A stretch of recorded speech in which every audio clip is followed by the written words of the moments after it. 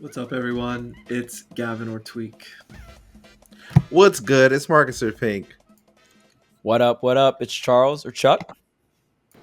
Good to see Pink in here again. What's going on, everyone? You got Matt or Haz coming off of, I realized, this is like my favorite 2 weekends back to back in the year. Like, it's definitely up there. So we obviously today are going to be talking about EVO quite a bit, leading right up into SmashCon.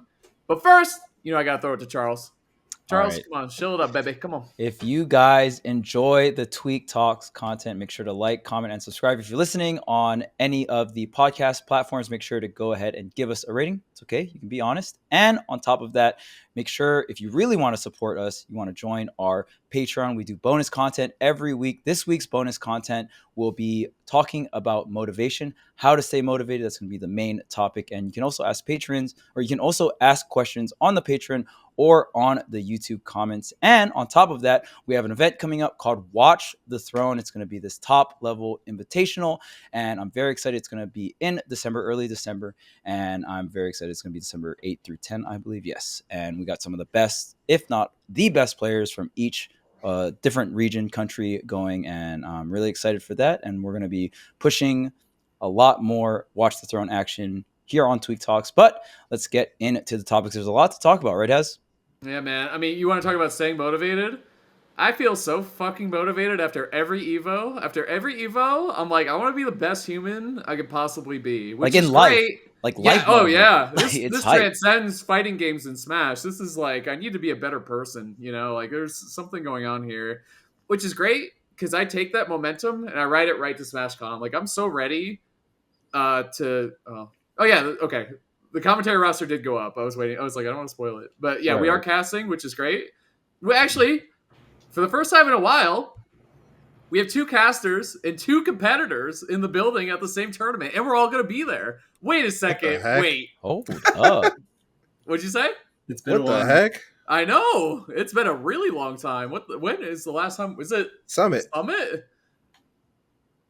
You know what? Now that I think about it, I don't know if we have any specific Tweek Talks content going on at SmashCon, but at the very least, I'll bring the GoPro and I will record some content. We'll do some on-the-fly content with the Tweek Talk teams. And, of course, we'll save it for the patrons. Because, of course, you guys support us the most, so we'll give you guys the juicy inside scoop.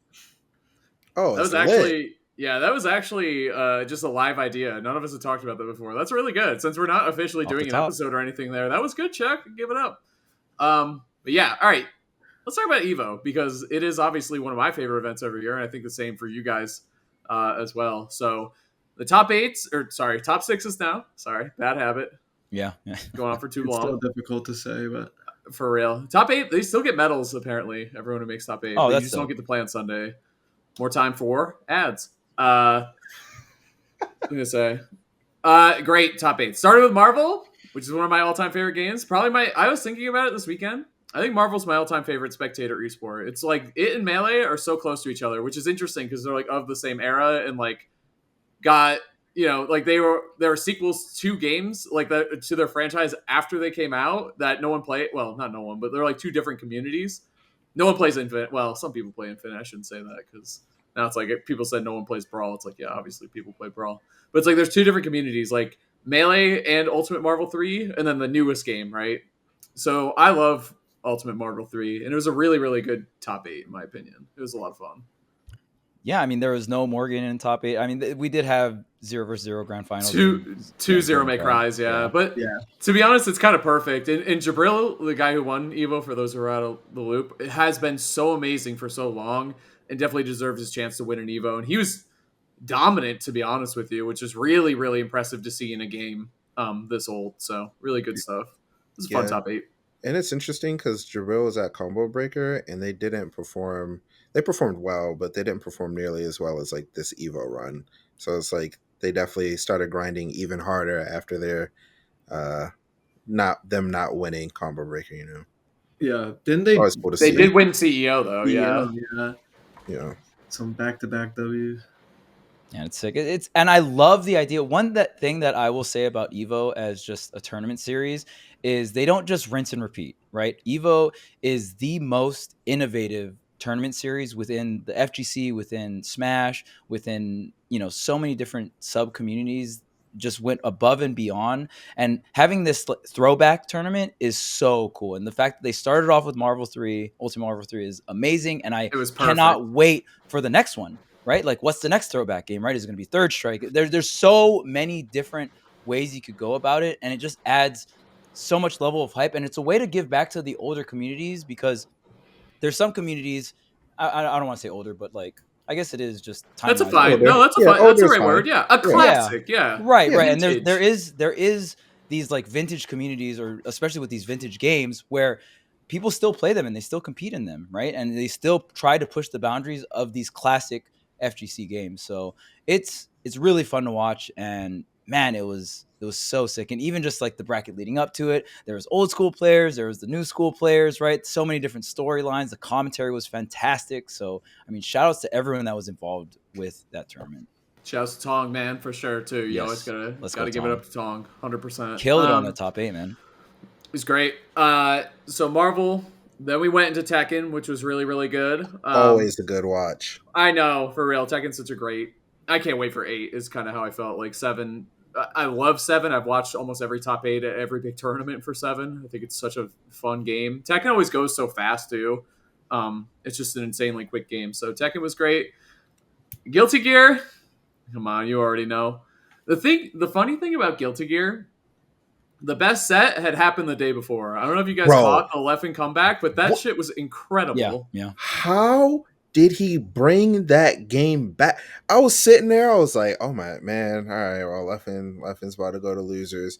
Yeah. And then he just activated, bro. He just domain expansion. Bro couldn't play. Like it was over. Like I was like, what? He could not be wrong. Like for the rest of the set, it just felt like he couldn't be wrong. It was so insane to watch. And it was really funny because as I was watching it, I was like, he dropped Zato because of the Happy Chaos matchup, and then he's about to lose Evo With against Zato. Zato, but then he Yeah. just brought it back, and I was like, all right, well, I mean, All good. he made the Yeah, right decision. he made the right choice, and Yeah. it's funny because you always see, and especially the three of us, not so much Gavin, but we definitely grew up, especially me. We grew up in an era where FGC and Smash was not. It was not all sunshine and roses, right? For sure. So even though things are better now, and it feels really great that we get along with the FGC at least a lot more than we used to.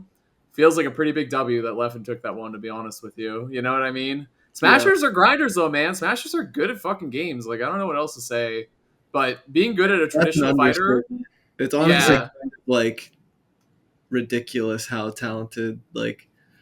And Leffen's even, like, separated himself from even, like, that kind of... Like, Leffen is Yeah. literally, like, in his own league of, like, fighting game players in general. Not even just, like, good smashers or something. Like, Leffen is just literally in Leffen tier. Like, it is kind of stupid how good Leffen is at fighting games. Like, Yeah. that if he picks up a new, like, fighting game, I think it's safe to assume, like, okay, he's gonna, like, top 8 an Evo type of tournament. Like, he's just that talented. And, like, bro, like, what do you even say about that? And yeah, smashers are ridiculous at, like, the top smashers are so good at getting into other games and just dominating. And it's something I'm, like, really prideful and proud of, because vice versa doesn't really happen as often. Mm-mm. And yeah, I think you said it well, Gavin, where he really has solidified himself into this special place in both communities. You know what I mean? Yeah. And he was already doing it in fighters. Like, he was very, very, very good Very at fighters, good. obviously. Yep. But winning an Evo in an anime fighter, that in the third most popular game at Evo that year, in the most popular game the year before, he also went very far.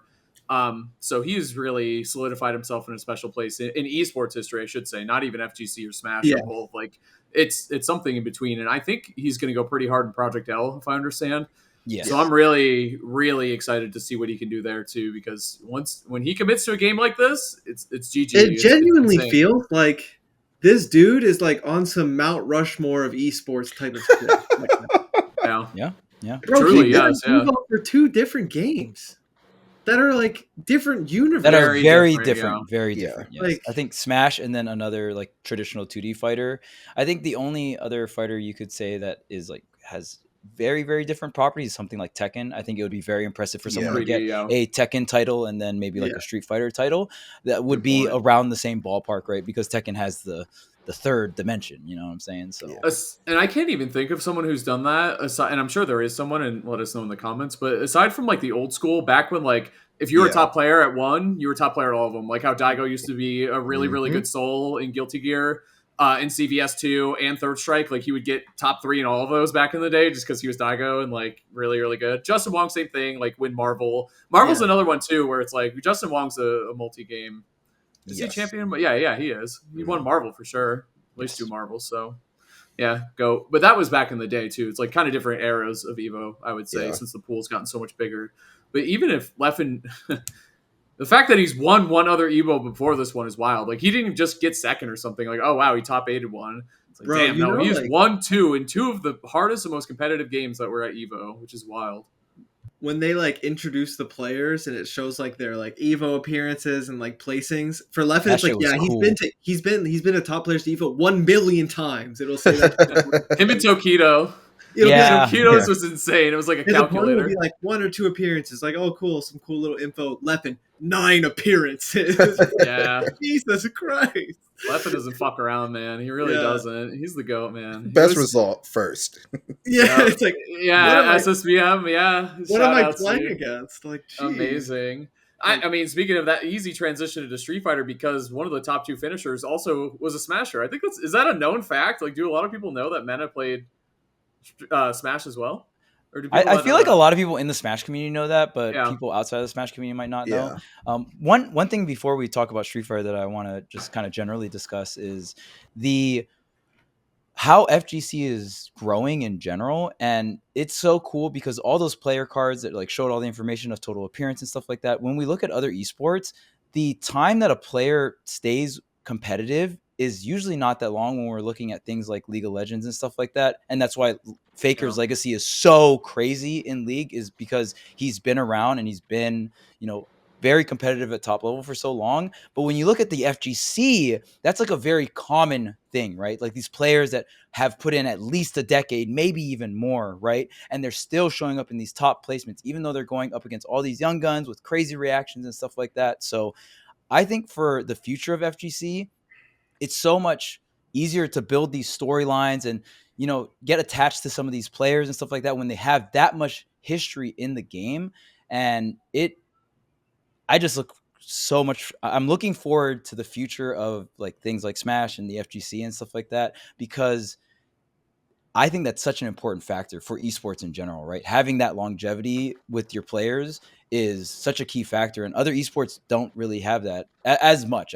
And I do think there's like CSGO definitely has longevity in players and stuff like that. But especially when you look at League, some players, 3, 4, 5 years, that's like 2, maybe 3. average 2, 3. And then, they make a lot of money, but then that's it. They're out the door, right? So it's an interesting thing to think about before like a general esports topic before we pivot into Street Fighter. No, I think that's a good point too. And I think something to think about too is I was thinking how this is like a new era again. I usually think of new Street Fighters kind of as new eras when it comes to Evos and stuff. So this is the first Street Fighter 6 Evo. And I was like, wow, that's fucking insane. How are we ever going to top that? Then I was like, wait, next year it'll be the second year of Street Fighter 6, which means DLC characters, balance patches, and more storylines. Like all these players we know and love today, who knows how they'll be doing next year, which is going to be amazing. But then Tekken 8, Mortal Kombat 1, like, dude, Project L, like, this is next year is. I thought this year is like, how are we ever going to top it? I was like, never mind. It's right there. The information is right in front of me. It's like the Da Vinci Code. The roadmap is there. The blueprint is there. The roadmap is there. It's very, very exciting. I was saying to you guys too before we went live that I'd never been to an Evo before. I've watched so many of them. Like I don't even know how many. I've watched almost all of them. Damn, you got to come out next year. Crazy. Yeah, that is. You go that's next so year, interesting. Isn't that weird? I don't know. Honestly, one of them was a point of pride. Like I wanted to get hired as a commentator to go to Evo. That was always a thing. Like I'm not going to go unless I get hired, which I regret now, which was stupid. But now, obviously, that's most likely not ever going to be an opportunity anytime soon again for Smash, would be my guess. Probably not. Yeah. So maybe I'll go next year. But I say that every year. It's So. honestly an event, even if you don't get hired for anything, just going Just to go. just hang out, and you'll know so much people there, and you get to meet a lot of new people as well. It was so dope. And especially if you just love fighting games, like you can try out different demos for other games and Yep. stuff like that. Like it was a very sick experience. And I've been going to every single Evo since 2015. 2015 was the first Evo for Smash 4. And I went to that one. And that's actually even when I lived in Hawaii. So I had to spend like a lot of resources to get out there. But it was such an amazing experience after 2015. I was like, no matter what, I go to Evo every year. No matter how shitty Smash was ran, like back in that day and stuff brutal. like that. It was brutal, but they Forgot definitely about that. have they definitely have improved. And even like the whole top 6 It was presentation and pretty stuff much like that. brutal every time. Yeah, They definitely got better. brutal. Got better for sure. But Well, I mean, to their I don't credit, think they I would ran ever take the brutal word away though. they ran everything on time this year, which is because that's the most entrants they've ever had. So Bro. something Which is is crazy. working. Yeah, They were definitely like they were on time. prepared in advance with like Yeah. the whole top 6 thing and blah blah blah. Like for sure. Yeah, I was like, dude, like running this event, like shout outs to them, because imagine seeding Street Fighter 6. Like how could you Yeah. just that one person alone, or like that one team alone is like I mean, I guess like this dude goes right here, but like, are they too low? Are they too high? And there's so many like talented out of the 7,000 players. Like, I couldn't get past like 64. I'd be like, well, I mean, I guess Mena's first because he's won stuff, Yeah. but then like, what's after that? Like, Big and Bird. you can't account for like you can't account for like the people who like are really good online and like they're like killing online events, but then you're like, I don't know, like, oh, but this guy went to Kumite and got top 3, but there was only so many people there, right? Like it's just, I couldn't imagine. Then you just gotta, like, I was watching the stream for both Street Fighters, and I was like, every time one match ended on one, there would be someone on the other one, or like vice versa, and sometimes there would be 2 at the same time. I was like, the efficiency of like how they're getting matches on the stream and like just how much they prepared for this just was incredible, and it was really good spectator experience. I don't know how it felt like as a player. I didn't really see people like complaining or anything like I normally see every Evo, so it must have been a really good time. Probably went well. Yeah, that's fair. And we were talking about storylines and like the potential for that moving forward. And for Street Fighter 6, at least, it's kind of cool that there's already storylines developing. Like we've already had a couple Punk vs. Mena sets and stuff like that. Like, so it's kind of crazy with things like, you know, at least from my experience spectating like CEO and Evo, it's kind of cool that we already have some stuff moving and like it's only going to get better from here. Is Chris a mind reader? How did he know you were about to mention Punk vs. Mena like that? As soon as you said it, it just popped up on the screen. I'm like, what? He's good at what he does, baby. So many banger sets in all the top 8s, honestly. But man, Street Fighter was something else. Lots of game 5s in Street Fighter. It was awesome. Final game, final rounds. Like what the fuck, man? Like, I know.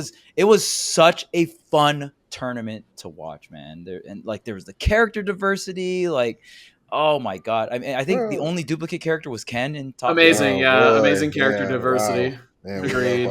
Ken. Maybe a couple more Kens would have been good, but the 2 we got were exceptional. Because I've been on Angry Bird for a long time. He was in Red Bull Kumite, for those of you who don't know, and he lost round 1 to Big Bird, who's his training partner, best BFF for life, basically. Don't know how that happened, but either way. Big Bird went on to win the tournament. Angry Bird went 0-1, basically. So it's like, all right. People knew he was good, but he was that Ken. Like, he's the guy I always looked at. Like, how do I optimize my combo routes? That was him. And even, it was cool seeing him and Tokido in that top 8 together, or top 6 together, because Tokido was, like, straight fundies. You know what I mean? Yes, he didn't hit quite as hard or, like, kill perfectly with a Super 2 or whatever. You know, he was just really good. Obviously, I watched Tokido a lot, too. He's, like, one of my all-time GOATs. But Angry Bird was just different. Like he played like perfectly, I want to say, in terms of his execution was exceptional, which is really impressive given how much pressure was on him, on everybody for that event. And Mena's another one who just looks so comfortable all the time when he's playing. Like, I get nervous when I'm sitting at home like grinding diamond. You know what I mean? I'm like, I'm nervous right now. I'm sweating. You're on the stage in front of 1 billion people. You don't care. Headphones. It's different. Yeah. That's checking wild. with the buzz notes. Yep, that's true. He was like, I need to hear the people cheer for me.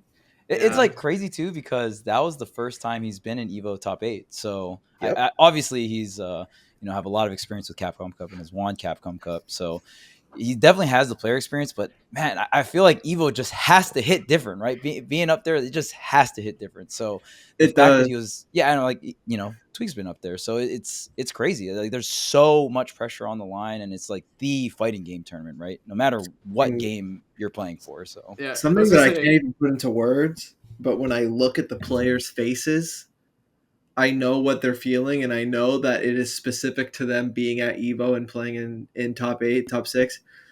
Like, I've watched a lot of Street Fighter. I've watched all of these Street Fighter players play, and when I look at them physically, it is different than when they're competing at any other tournament. Like, the way they look, and I don't know how to explain this, but I felt the same way when I play at Evo, because I've played at like an Evo top 8 a couple times.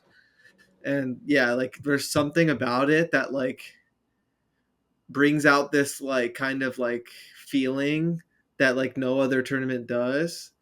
And it's a good thing. It's not even like negative or like nervous pressure. A lot of it is genuine like enjoyment, which is crazy. Like it is like, I don't know how to explain it, but I can see it on their faces that they're experiencing the Evo experience. And some of these players have been at Evo multiple times, and it still looks to me like they are having that like unique experience, even though it's not even some of their like first times. Like there's just something, I don't know how to fucking explain it. It's the Evo magic, man. It is literally like kind of magic, like because there's like I can't think of a word for it. Like it's crazy. They pulled out all the cell phones and stuff. It was beautiful, man. I'm really they filled the arena. This is the first time that they filled the entire. Yeah, they were sold out. Okay, over 20,000 people there in person. Yo, the Whitebeard, came out with the Whitebeard. Mena is goated. Oh, that shit was hype. That's how I knew he was gonna lose. I was like, dang, that's tough. No spoilers. Yeah, no spoilers. I don't watch that. I think I figured out the spoiler. What the heck? That was so good, Pig. Oh man, and I love even just Evo innovating things like top 6 instead of top 8, like making certain sacrifices just to add more segments. Like Sajam got up there and did Will It Kill, right? I think all that was so sick, right? And I think Evo is very willing to, change up the things that they did last year or like 5 years ago, right? But they still keep the same magic, but they're moving forward and kind of innovating the production for Evo, and it's getting bigger and better. And another thing that's amazing about this is, remember, this is the second year that Sony has owned Evo. So Sony is making very great decisions, because after they had it for 1 year, they had the first year, right? They did the test run, they got the feedback, and now look at what they did in the second. This is just a 1 year turnaround. With 1 year of information, Sony was able to do this, sell out the Mandalay, 11,000 tournament entrants, over 20,000 attendees. This is fucking wild. Those numbers are crazy. And then the viewership was like over 150,000. FGC is really starting to break into the territory of these other esports, while esports is getting completely shit on right now. Every other esports is on the downturn right now, and FGC is on the upswing, it says a lot. It says a lot, and I can't be any more happier about this. It's like so amazing. The passion is still there. You know what I mean? Like it's, things are happening online or things are happening behind the scenes and stuff. But if you have a good enough product out there, people are going to show up. You know what I mean? And it's all a part of it is that it's Evo, and Evo will always be amazing and hype and all that good stuff. It's going to be sweet. But at the same time, the way you said it, Charles, the way that the tournament's being developed and the way that the production is so good and the storylines are there and everything, it's kind of like all the roots are always there, and then which means it'll always blossom every year. You know what I'm saying? We all watch because we care. I've said it a couple times. If Evo was a pay-per-view event, I would watch it every year still. You know what I mean? I think so many people would. Right, exactly. So, but it's okay. We got Chipotle. Shout out to Chipotle. Did y'all get a free burrito? I got my free burrito. Yeah. Thanks for the reminder. Shit. Yeah. Nice, you know what? We're doing free marketing right now, but fuck it, dude. For Evo, baby. Shout out to Chipotle. They held it down. Chipotle, yeah, for real. So, with that in mind, you know the craziest thing that I thought about while I was watching Evo? You know how many tournaments nowadays have like dual monitor setups on the stage? Mm-hmm. I feel like like the premier tournaments, I feel like Evo's the only one that doesn't. And it was like very, very apparent when you were watching like the two players. Like one would like do something that was insane and they would like do a quick glance to the side, like, did they peep that or what? Or they would like they would try really, really hard, like not to break focus and like stare at the screen and not look over. And it was just a lot of like little things that I noticed that I haven't seen in a really long time. And like this environment, like this intense of an environment, it was really interesting, and I kind of liked it. Like I feel like if I was playing, I would hate it, but as a I think I spectator, know like watching it, what you mean. Yeah. yeah, like because it's like a feeling that when you are dual monitor, first of all, you get to sit wherever you want to sit. Like, Yep. you get the middle of the screen if you're one of those people like being in the middle or like however you want to sit. Get But you got to comfortable. make room for each other, right? So it's like, Yeah. can I get a little more nudge on this side? Like how much is this dude willing to give me? You know, like it starts early. Like you're trying to get every advantage you can get.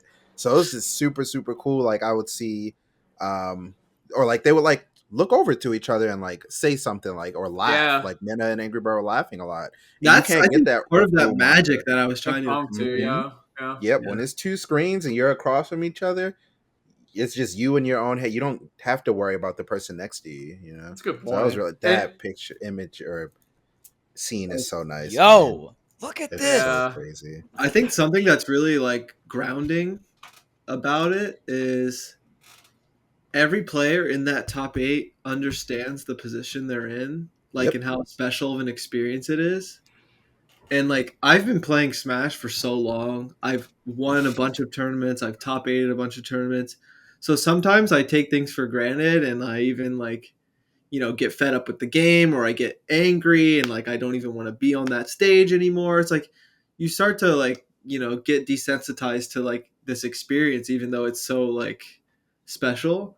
But at Evo, it doesn't matter if you're Daigo that's like 40 years old, or if you're some like, new teenager on the block that's getting top 8 at this tournament. Everyone knows it's special, and everyone has a smile on their face and knows like the position they're in. And I think that's part of the magic for it. Like, they're smiling and talking. It's like, what else are you going to do? Are you going to be mad that you're here at Evo with 20,000 people watching you? Probably not. I think that's something that's so cool about Evo, that it really washes away like all of those, like all that experience in like a good way. Like it makes you really enjoy things again, whether you want to or not. Like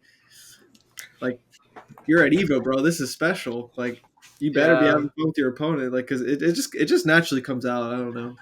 I think that was a really good point too, Marcus, because we talked about how much Evo has evolved over time and how it's become so big. But if you keep onto that real spirit, onto that real shit, small things like sitting next to each other, even we noticed it too, because Mena was sitting so much further back than Tokido. It's like, damn, is he getting an advantage from this? Like, that's what I was saying. I was like, look at that. Like, but then I was like, it's Tokido though, and he's sitting at the perfect distance, so there's no way that Mena's sitting at no way. That's what he couldn't have a tape measure on his own monitor. He had to like, Exactly, dude. Yeah, I think that's a really good point. That is a big deal. And you're both looking at the same screen. It almost feels like you're linked in a way, right? I wonder if Evo's even considered it. Like if they considered the dual monitors and be like, I don't think it's necessary, blah, blah, blah. Like, I wonder what went into that, or if we're overthinking this and just. That was definitely a discussion. No, it's intentional. It has to be intentional, yeah. And I think, and this is, maybe I'm going too far with this, but I think it might literally go back to the old arcades where you didn't have a choice. You're sitting right next to each other. I'm pretty sure it might not have been a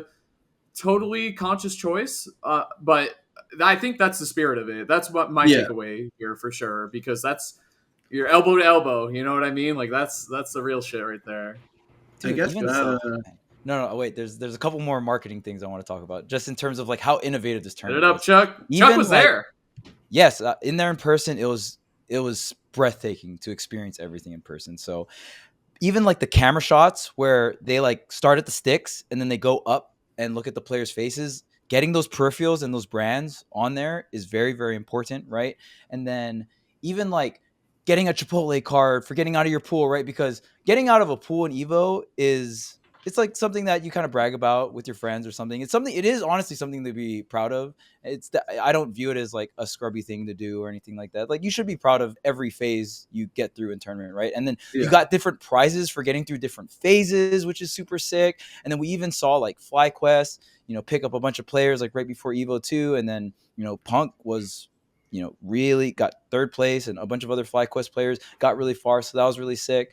So even just the Chipotle marketing of everyone kind of like, oh, hey, look, I got out of pools. Like, I got this Chipotle card. And then if you got through round 2 pools, you get like this kind of like fanny pack that could fit a bowl in it, that would keep it hot and stuff like that. So, man, it was just overall just a crazy thing to experience in person. And it's so cool because I've done a bunch of like tournament organizing and stuff like that. So seeing all the other little niche things like the marketing side and all this other stuff, or even the tournament structure side, switching things to top 6 so you have more time to do other things, just so fantastic. And then with top 6 starting, you also just start in winner side, because usually when you do a top 8, most TOs will run the loser side first. But when you start top 6, and it's like, all right, these are like the motherfuckers that are shitting on people right here, right now. We're going on the winner side. Like, these are, you know what I mean? These are some of the players that are favored to win the tournament right now because they're still in winner side. I think it just starts off strong. You have a little bit more time. I'm a huge fan of top 6.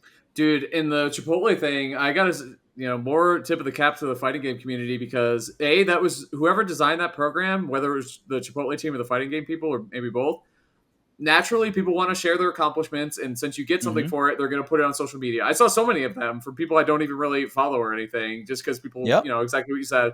The other one was people going apeshit for the Chipotle ads in between, and then making the decision to leave the sound on while they cheered. That was amazing. It was so funny. It was so good. And when you can't pay for that. You know what I mean? Like, you can't. All right, now make the crowd go crazy. It's like, I can't do that. It just happened. Like, they understood what to do. You know what I mean? And I think it was a true appreciation as well. So that's what I was going to say. I've experienced that a few times where like the grassroots community just genuinely just appreciates it and will like make the most of it. So I think that's a really good point. But I guess that about one more thing. Okay, yeah. So they used to do in-house commentary and like Twitch commentary separate. I love that they made it so the casters that were on the Twitch stream also were the in-house casters for the event. So there was that connection between the crowd and the people viewing online, because you almost feel like you're not necessarily there, but you're getting hyped the same time the crowd is getting hyped, because you guys are hearing the same commentary. And like the crowd mics were picking up the crowd really well. Like, man, it was just that was my last point. It's not as like overkill for sure. And then the keys to the city, like, what the fuck? That's crazy. Evo Day, that baby. Insane. Evo Day, keys to the city, like. And you know it, Charles, because that is a very shout outs to Sajam, obviously, and Yipes on commentary, because that is a very particular skill to be able to cast while you know your voice is being projected to people live in the same place that you are. Like, it's very, like, when you talk to chat, you're talking to chat, like, it's the easiest thing in the world. You don't have to see or hear the reactions, but like, they would tell jokes to the crowd. I'm like, damn, imagine if you bombed, like, you tell a joke and no one laughs, like, you just hear silence behind it. They didn't, obviously, obviously, but still, like, just, it's a different skill set. As a commentator, I was very impressed. Well, I didn't really. I know what to expect from them, but they killed it. Obviously, I love those guys. Yeah. Anyway, all right, now we can talk about Smash, Gavin. All right, jeez. I just thought we were done. I'm sorry. I'm about to say, man, this guy doesn't like Evo. What the heck? If y'all want to talk about Evo the whole time, I mean, I'm not against it. No, I do really want to talk about SmashCon. We're all gonna be there, dude. I'm so excited, and just like how we opened, the production of Evo, how great the casting was, how great the playing was, like everything about it. I am full on board, so ready to just go and have a great time at SmashCon. I'm so excited to be around all my Smash people for sure. Yeah, it's going to be great. I mean, there's so much unique things. Obviously, there's the bracket for every single main title Smash game, which always is exciting. I always love watching or even commentating, like top 16, top 8, just a Brawl and stuff like that, because that's where most of us came from. So, seeing Brawl, I might skip out on Smash 4. We'll see. But usually Smash 4 is just ultimate players that like for some reason weirdly still practice their Bayo combos and shit, or someone that just wants to mash fucking Cloud, Nair, and Bear. So I mean, I think Up it's Air. also there you go, Up Air. Cloud Up Air. Yep. Yeah. So I don't think Smash 4 is as exciting because to my knowledge, there's not like a really hardcore Smash 4 community, but I know there is a hardcore Brawl community. I know it's not gigantic, but we still get to watch, very top level Brawl. So that's always a treat. And even things like 64 and Melee, obviously, Ultimate's going to be sick. And then Smash Masters is my favorite Smash event to watch every year. I like it more than any singles bracket. I think the concept is really cool. I love all Smash games, so seeing who's the best at all of them kind of at a one given moment and how they pivot in between them is always really fun. And then the Smashies is also very, very fun and dope. Hilarious, yeah. And this year there's a Corrin first to 5, Shattuck versus Neo, which is going to be great. There's just... It's endless, man. SmashCon is exhausting. You know what? I'm excited to see Marcus. That's what I'm excited for. W. That's it. Marcus W. Yeah. What was the last thing I went to? Was it Summit? I think that was the last thing I went to. Oh, yeah. Holy shit, that was. And that's and you're entering. We talked about this last event or last podcast. You're entering. Or no, that was today. And last time you said you weren't going to enter. Yeah, true. Yeah, true. I caved. Yeah. A lot of people in region were like, you've been doing really well recently, and like, why not? And I was we need you, Pink. We need you. That's what I'm hearing. Think about the potential diaper money, dude. You're doing these weeklies. Think about it. No, I would have to be playing out of my mind. I don't know. It's not like it hasn't happened before, but like I would have to be playing really, really well. But I don't know. I decided to go mostly because I actually saw like karaoke from last year, and I was like, man, that was a really good time. And that was what crossed my mind. I was like, yeah, that was a really good time. And if it's always one of those things with me where like if I go and I perform well, sick. And if I don't, like I get to see the homies. So it'll be a good time. I'm really excited. We'll see what happens in bracket. Like with me, I've talked to a lot of TOs and they always say, I have no idea how to seed you. And I go, it's okay. It's like, they're just like, I don't know what to do. You go to like two things like that, have that, like, yeah, players that are just really tough to seed. There's just, I mean, we talked about it with Street Fighter and EVO. Yeah. Like you go to 2 or 3 tournaments a year, and you'd either get like 17th or something. Like, where does that put you? I'm like, oh, it's your job.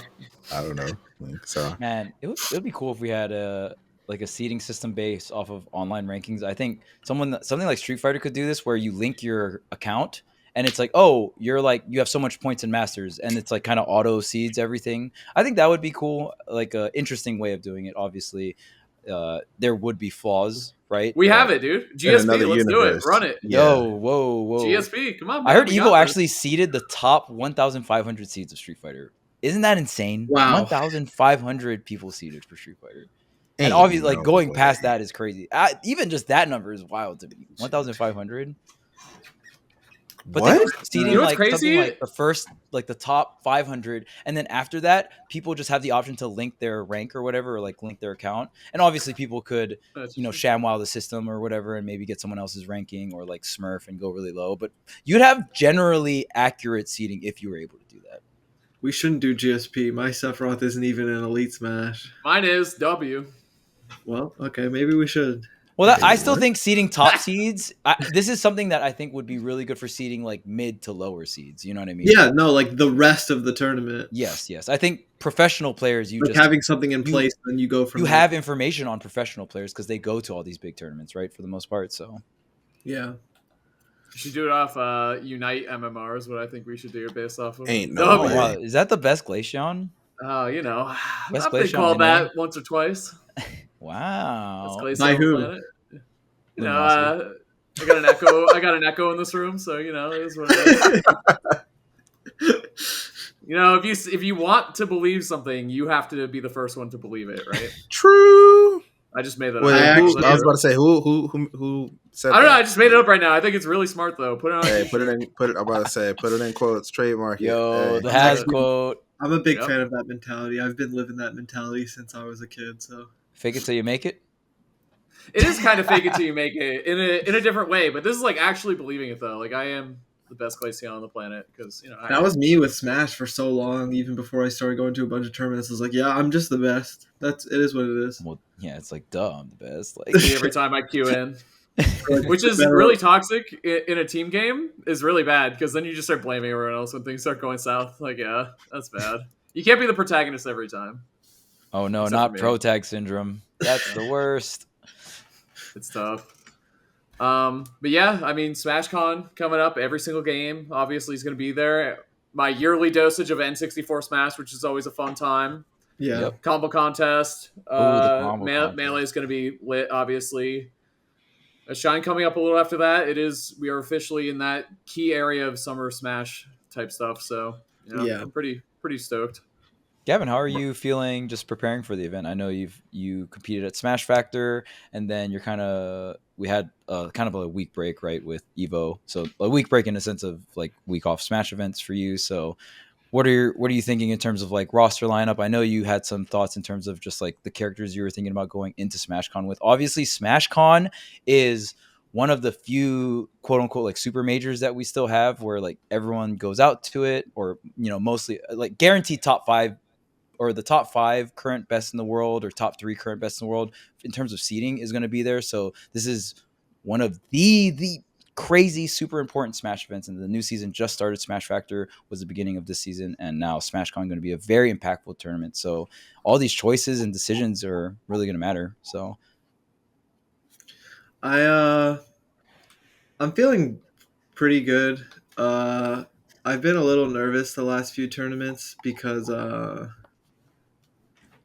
it was just, it's a big change to like be dealing with tendonitis and like in the middle of competition and everything. So I've been kind of a mess, like trying to deal with that because it's usually not something on my plate. But physical therapy has actually been going pretty well.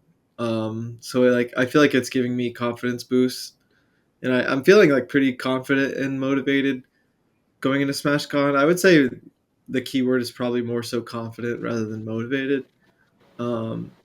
Which is good. I feel like I've needed it. I've been kind of like really hesitant and uncertain the last few tournaments. So I'm glad to have some confidence going into SmashCon. I do have like a general game plan. I've actually been like studying and preparing more than usual on that front. It's usually not something I'm like super huge on, but I've actually been like studying every single potential opponent and like their characters and like stages and my characters and all that stuff. So look out.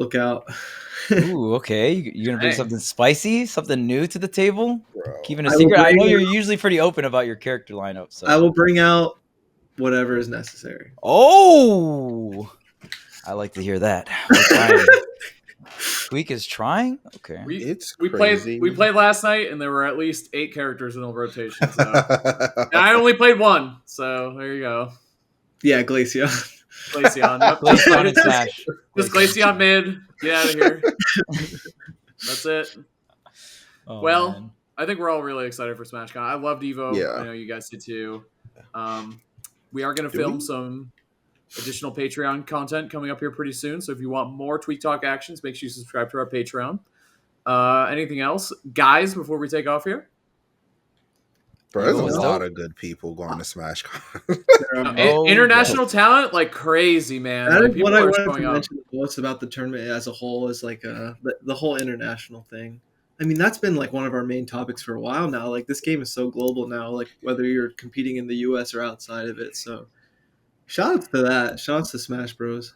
What is interesting about it is sometimes I don't like calling it this, but for the last 2 years, it does kind of feel like SmashCon has been our Evo, where like it's the biggest tournament. Everybody's there. Like when it's something about the stage just being in the middle of like everything, and everyone can see what's going on no matter where you are from the venue. Yeah, that is really cool. I feel like I Yeah. haven't really appreciated that. Yeah, like when you're playing on that stage, on the SmashCon stage, I'm sure it feels different than playing on pretty much any other tournament stage except for like maybe Genesis or something like that. Or Evo. I always said there was the big three. The big three was Evo, Genesis, and SmashCon for Smash Brothers. We don't have Evo anymore, unfortunately, but we still have a really big West Coast event and a really big East Coast event. So true balance. And they're just very iconic. They have the legacy. Everyone goes to them. So it's always sick to go to these tournaments because you know pretty much the whole entire community is going to be there. Now we need a middle of the country tournament. Come on, step it up. I want to go all over the country, man. Maybe Texas. Midwest. I'll be down for Texas. Texas is cool. Texas is cool. Big Texas event. Yeah. Anything else, Gavin? Before we go, any last words before SmashCon? Next time we'll meet, we would have all met up and been at SmashCon. Yeah, I'm excited to see y'all there. Maybe we'll do a couple. Not maybe. I'm forcing all of us to do bonus content. Charles is going to force us. Doug's good at that. Yeah, he's a good motivator. We will get the GoPro and record. I listen to Charles. So yeah, I guess we'll get into the Patreon. We have a couple things like motivation and maybe a couple other fun topics to talk about. So thank you all for watching.